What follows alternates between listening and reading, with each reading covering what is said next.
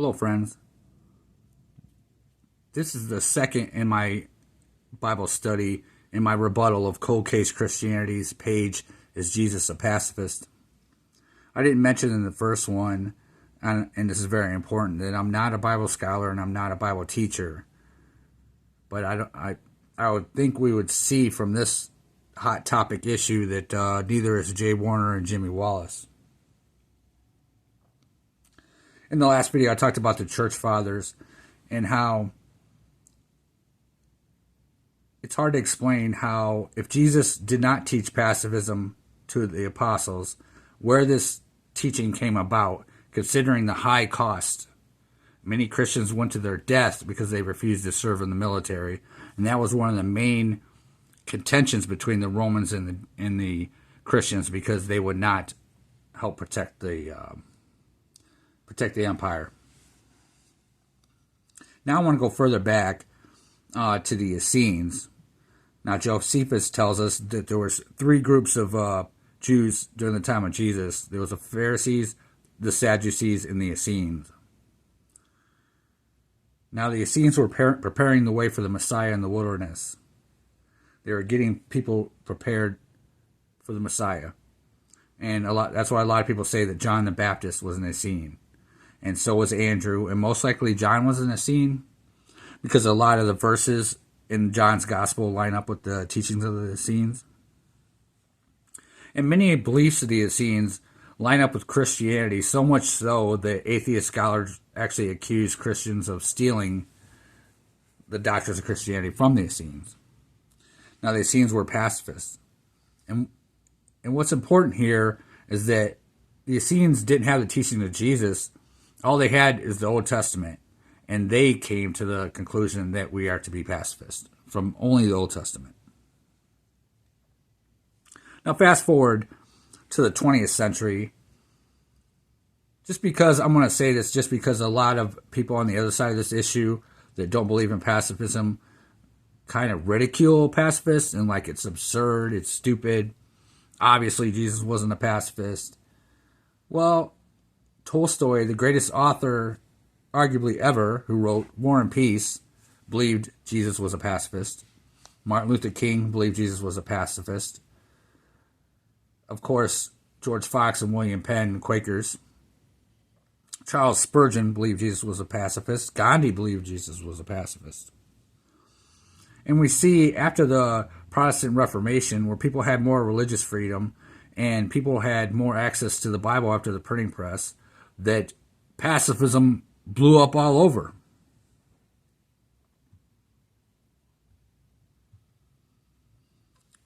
We got the Anabaptist churches, the Quakers, the Mennonites, the Amish, the Church of the Brethren, German Baptist, and also Methodists and the Church of God believe Jesus was a pacifist, even though they allowed their members to serve in the military if their conscience tells them to. And we see that the Baptist, Presbyterian, Pentecostal, Lutheran, Catholics are all moving way towards the pacifism. In my Bible study that I'm working on called Sheep Among Wolves, I'm going to detail in more detail the beliefs of these different denominations.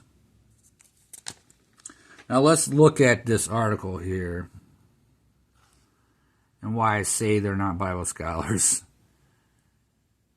Right here, he talks about this in the beginning. He talks about the Sermon on the Mount, and then he has the verse in Luke, which is not the Sermon on the Mount. It's the Sermon on the Plain, which is similar but different than the Sermon on the Mount. But these verses here are included in the Sermon on the Mount about loving your enemies, turn the other cheek. But the Sermon on the Mount is in Matthew 5. And I would think we would all be very familiar with the Sermon on the Mount. And then he goes on to say that this is just regarding personal retaliation, which I don't understand what he means here. Does he mean no personal self-defense? And this doesn't include criminal actions and actions related to military force. So turn the other cheek and love your enemies is in regards to personal retaliation? I know Augustine came up with the just war theory, but didn't believe in personal self-defense. And then it's weird here. He says the context of the Sermon on the Mount, and then he goes on, which Luke is not the Sermon on the Mount. I mean, yeah, it's the Sermon on the Plain. Is related to personal finances, personal liberty, personal property. I couldn't find these verses in Luke. I don't know what he's talking about. So, just shows again the amount of reverence he has for this topic, which he didn't even have someone edit this to fact check it. And this came out way back in 2020. And I'm sure in the comments people have corrected him about having this wrong, and he hasn't changed it. As far as the context of Jesus' life, I don't understand what he means there. The context of Jesus' life makes it hard to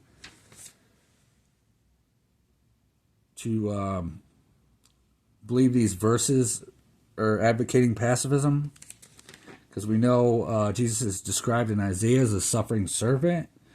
He's described by John the Baptist as the Lamb of God. And Paul tells us he's the Prince of Peace. So I don't really mean by the context of Jesus' life. Zechariah is John the Baptist's father, which might have been in a scene also. At Jesus' birth, he prophesied, "Blessed is the Lord of Israel, for he will visit and has redeemed his people. He has raised up a horn for his salvation for us in the house of the servant David." And then you see being delivered from hand of our enemies.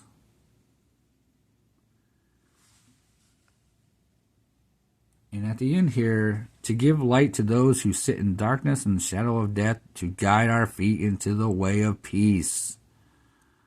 So Jesus is going to guide our feet into the way of peace. Now, I don't know what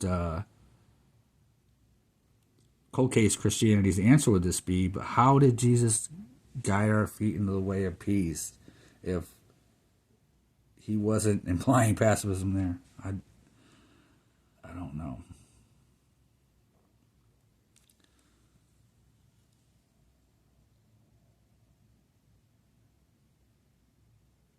And then we see Matthew 5:9.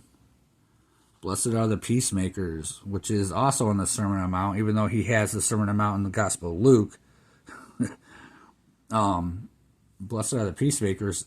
He said the context of the Sermon on the Mount, he don't see how people could interpret that as advocating pacifism. Well, here we get, blessed are the peacemakers, for they are called children of God. I would say that Jesus was referring to the Essenes. They were the only Jews who were pacifists at the time. And I think it's curious here that every single translation translated it as peacemakers. Or, let's see, Amplified Bible says, are makers and maintainers of peace. Almost all these renders it peacemakers, or those who work for peace. Well, we go down here to the Greek, and the word for peacemakers there, and we see the number one meaning, pacific. That's where we get our word pacifism. So it's literally, blessed are the pacifists. Unbelievable. Imagine how different the world would be if they translated this, blessed are the pacifists, for they would be called children of God. But I like the sons of God, because during the time of Jesus, sons of God meant emperors or kings were called sons of God. So it seems Jesus is saying here, in the new earth, the pacifists now are going to be the leaders in the new earth. Awesome.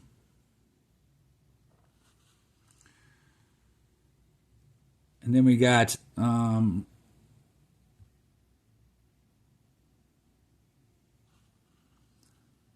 famous passage here. Of course, I'm going to go with the New King James. Behold, I send you out as sheep amidst of wolves. Therefore be wise as serpents and harmless as doves. That seems pretty pacifist. And I would argue the word is harmless there, but some of them translate it innocent, but either way it means non-threatening.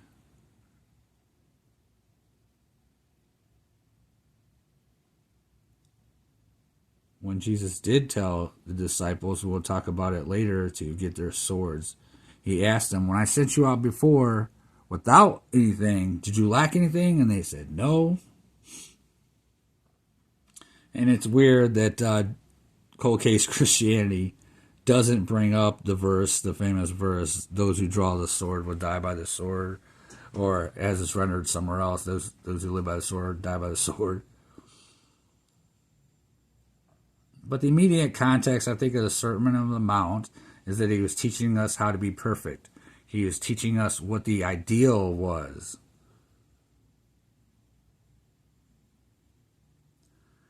And then Cold Case Christianity goes on to say, okay, he says it's against personal retaliation, not criminal military force.